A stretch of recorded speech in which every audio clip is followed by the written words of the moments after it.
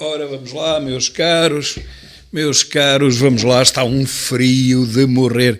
Eu vim há pouco da Serra da Estrela, fui ao Val do Rocinho, quase que não se conseguia lá chegar, tudo lama, neve misturada com terra, uma desgraça, buracos imensos, é impossível poder circular naquele que é o lago mais alto, com maior altitude em Portugal e na Serra da Estrela, claro, com 1600 metros de altitude.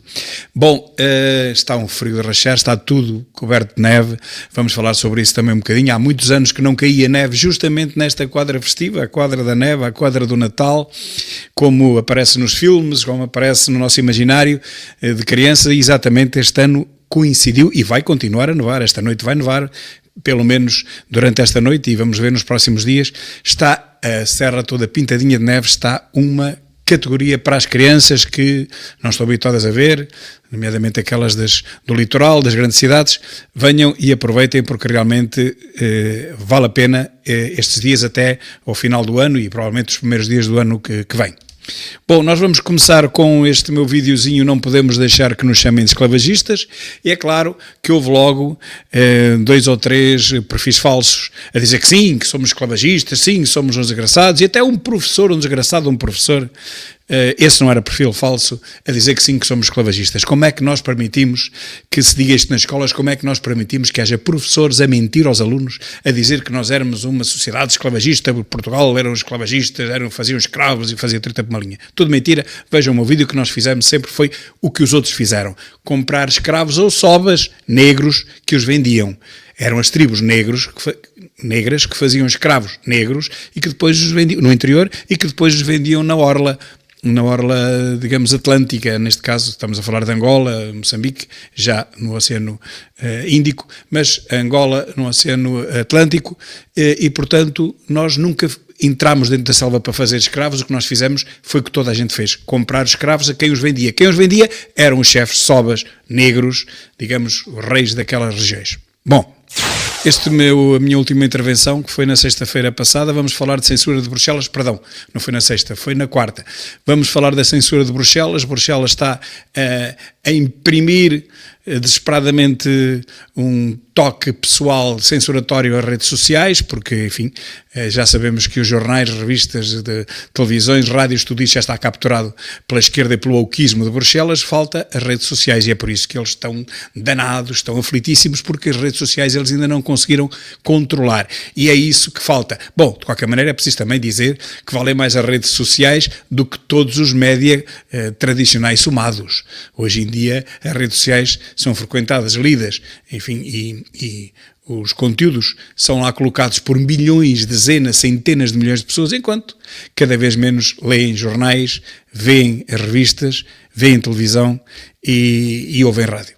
Portanto, Bruxelas o que quer é mesmo acabar com a democracia, o que quer é impor que as redes sociais sejam controladas, tal e qual como já controla o resto dos mass media, mas não vai conseguir.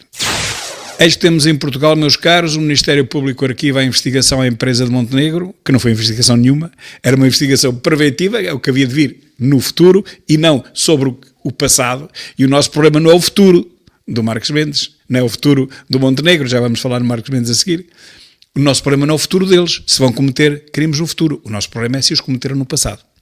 Entretanto, o mesmo Ministério Público abriu inquérito por causa dos vídeos de Ventura sobre aquela comunidade que todos conhecemos, em que ele não disse mentira nenhuma, pelo contrário, e todas as populações que vivem com paredes meias com essa etnia e comunidade sabe que é verdade, ainda é pior do que Ventura diz, é muito pior.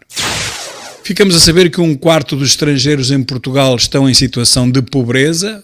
Quem o diz é a Pordata, não sei que espécie de credibilidade tem estes dados, porque já vamos falar nisso a seguir, a propósito de outro tipo de dados que se confirma que agora já ninguém sabe, é tudo mentira aquilo que andaram a dizer. Mas isso é a seguir quando falarmos dos imigrantes. Mas o melhor, digo eu, é dar-lhes mais uns subsídiozinhos aos estrangeiros pobres, que são 1/4, portanto 25%, para que fiquem em casa sem trabalhar. O melhor é fazer isso. Entretanto, Portugal recebe mais 2 ou 3 milhões de novos imigrantes, a somar aos 2 ou 3 que já cá tem, já vamos falar nisso a seguir, e dos quais apenas 400 mil trabalham. E são os mesmos números oficiais há mais de um ano. Trabalham 400 mil, é um número que eles atiram com isto para a comunicação social, ninguém sabe se é verdade, e a este parece ser o teto, porque há 2 anos que não se passa dos 400 mil, 425 mil, 375 mil, andamos nisto. Mas sejamos generosos e vamos até aos 500 mil imigrantes a trabalhar legalmente, vá lá. Mas para termos 500 mil imigrantes a trabalhar legalmente, meus caros, já cá estão mais de 2 milhões a viver, e vamos ver daqui a nada que serão mais até. Ou seja, por cada 4 imigrantes que recebemos, trabalha um, pelo menos legalmente, pelo menos a descontar para a tal segurança social que dizem que é o que nos está a salvar a todos. Portanto, os outros 3 não trabalham. A continuarmos assim, daqui a 2 anos teremos cá 5 ou 6 milhões de imigrantes, dos quais apenas os mesmos 500 mil trabalham, porque este número não conseguimos ultrapassá-lo, é o teto, é 400, 500 mil. Porque os antigos vão para o desemprego. Eles também aprendem como os portugueses aprenderam, trabalham 1 ano em cada 2 e depois vão descansar, subsídio de desemprego. Pelo menos estarem cá a trabalhar 1 ano já lhes dá direito ao subsídio de desemprego por cada outro ano que trabalham. Portanto, o que vai acontecer é que daqui a 2 ou 3 anos vamos precisar de mais 3 milhões para substituir estes 3 milhões que já cá estão e dos quais só trabalham 400 ou 500 mil e que depois vão meter também baixas e vão para o subsídio de desemprego como os outros.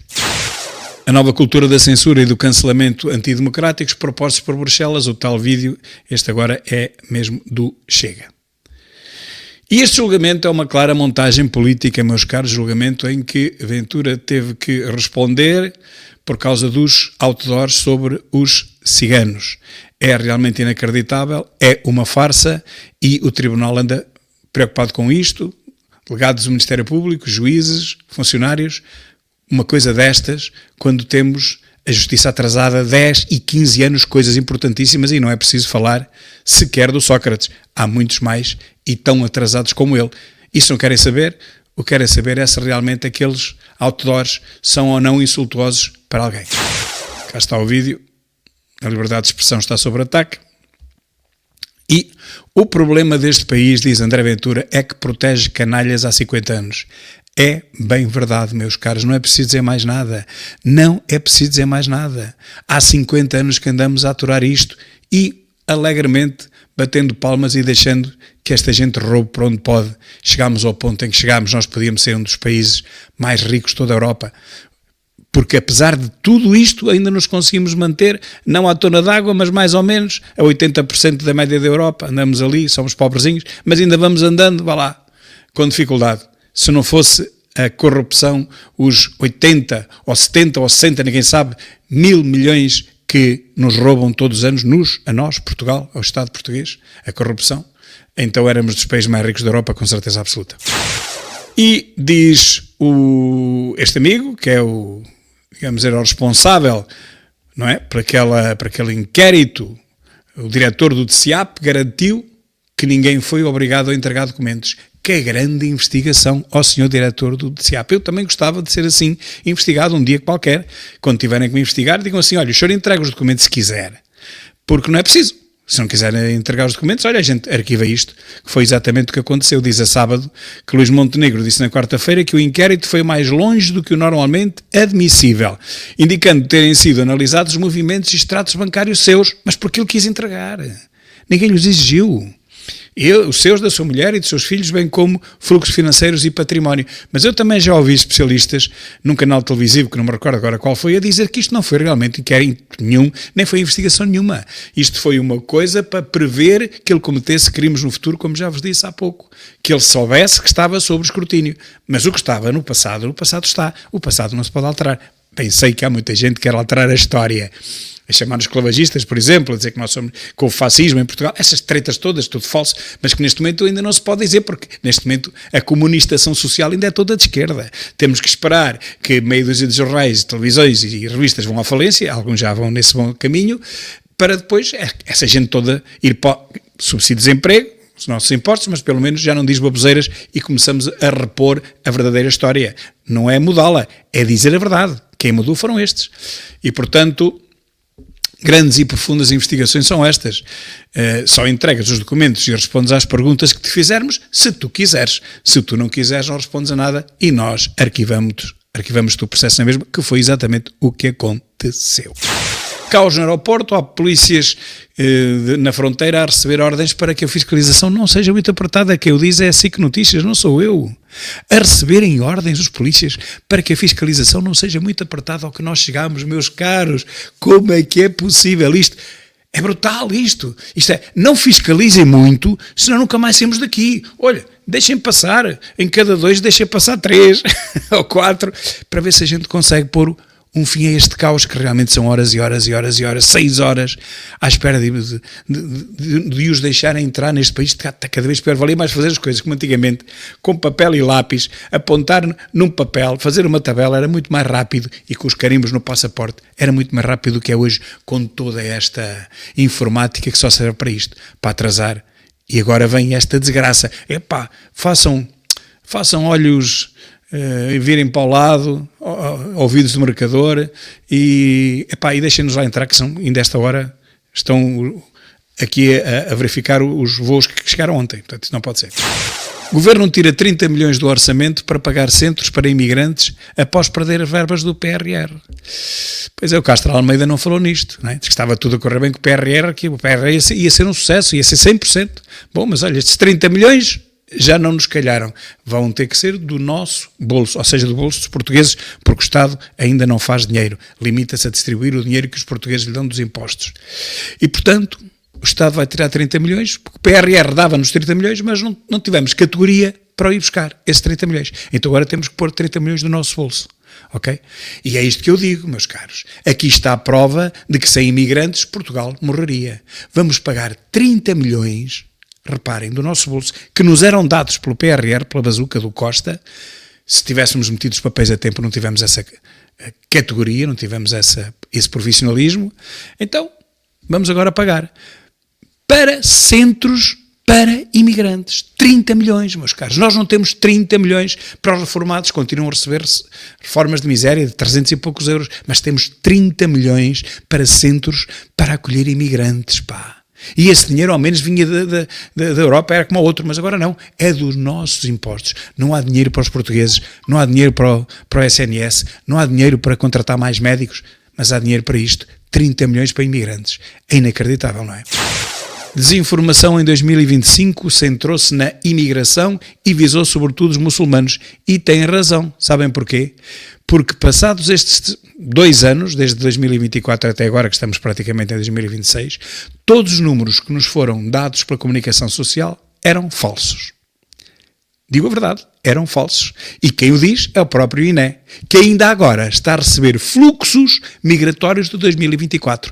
Ainda agora está a receber tabelas com mais imigrantes que, afinal de contas, entraram em 2024, a ponto de dizer que não sabem quantos são os imigrantes que entraram, não este ano, em 2024. Portanto, todos os números que nos disseram dos imigrantes que pagavam a segurança social e que mantinham as pensões dos nossos pais e dos nossos avós, e se não fossem eles nós morremos à fome, afinal era tudo mentira, porque esses números eram falsos. Ainda hoje estamos a receber números e a atualizar números de 2024, tal que o próprio INE veio dizer: não vamos libertar mais números nenhuns porque nós estamos a receber números novos todos os dias.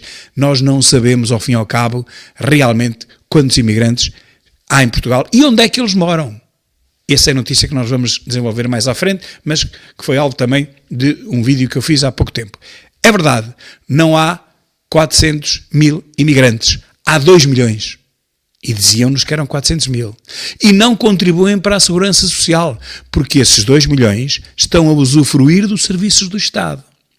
E mais tarde receberão subsídios de desemprego, quando se forem considerados desempregados, ou quando eles se desempregarem.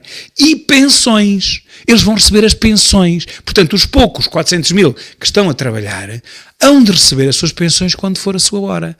Não estão a dar nada a ninguém. Estão a fazer a mesma coisa que todos nós fazemos. Não percebo porque é que endeusam os imigrantes e dizem que os imigrantes é que nos estão a salvar. 400 mil estão a salvar 10 milhões.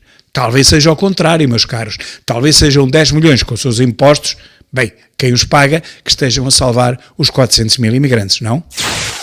Polícias no aeroporto de Lisboa querem abandonar postos de trabalho e fizeram-no e foram alvos de muitas críticas, mas a verdade é que eles não aguentam tanto serviço, tantos imigrantes, tantos estrangeiros a entrar, ainda mais com um sistema que não funciona. Não tem outro remédio senão protestar. E como dizia ali atrás, que um dos principais dilemas da Europa são as fake news, é a desinformação, aqui está um fact-checker de categoria. Alexandre Guerreiro, que eu disse, é sábado, torna-se fact-checker ao serviço da máquina de propaganda de Putin. É o que diz a sábado, não sou eu, estou a ler o que lá está.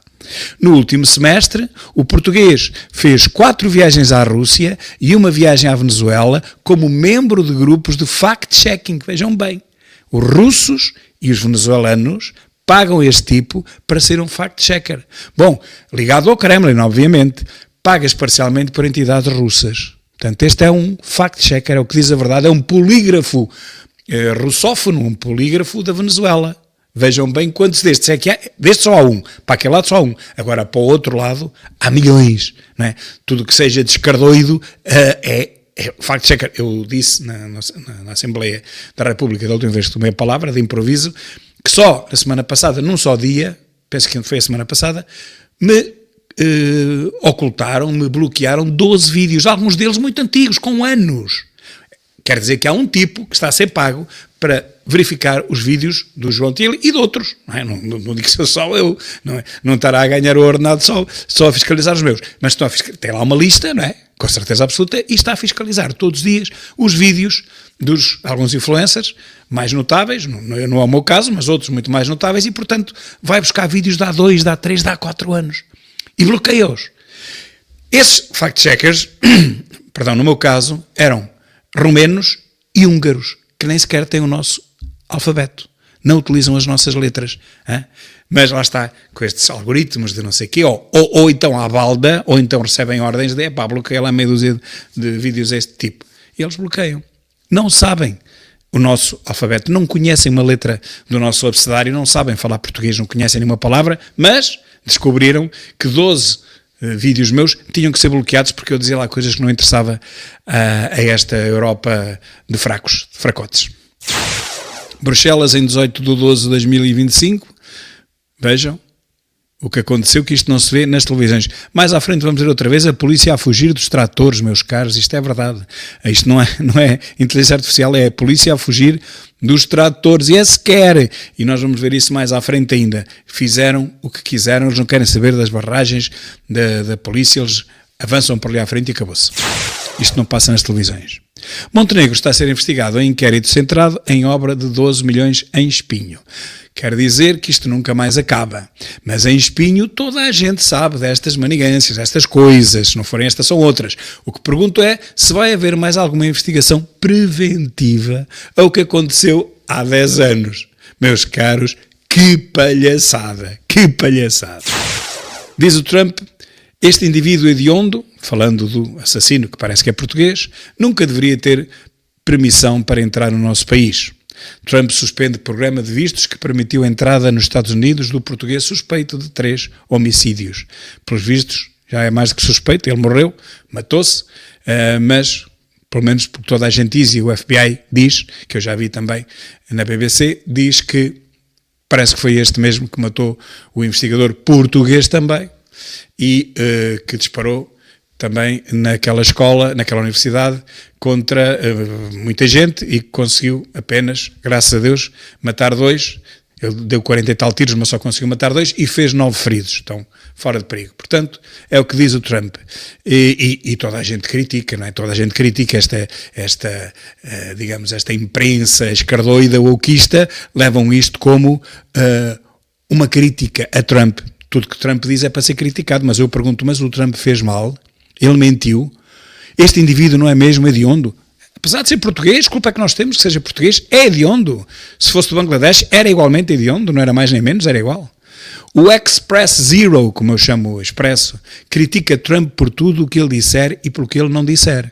Já defendeu os terroristas do Hamas, o Express Zero, por criticar Trump.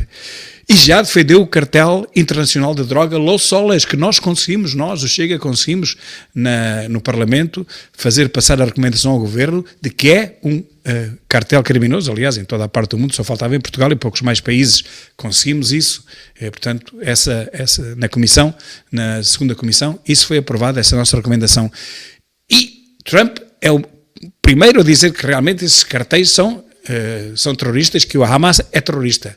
E jornais como isso aqui não é um jornal, como o Express Zero, criticam o Trump por isso mesmo. Quer dizer, agora o Express Zero vem defender o assassino, vem defender tudo quanto é terroristas e assassinos só para poder criticar Trump. Isto é inacreditável. Isto é, meus caros, mesmo hediondo. Este tipo de jornalismo tem que terminar. Outra coisa que tem que terminar, acima de tudo, é esta fraqueza da União Europeia que não consegue decidir nada. Costa diz que o apoio de 90 mil milhões de euros à Ucrânia é crucial para alcançar a paz justa. Então, mas nós é que vamos pagar o que a Rússia destruiu na Ucrânia?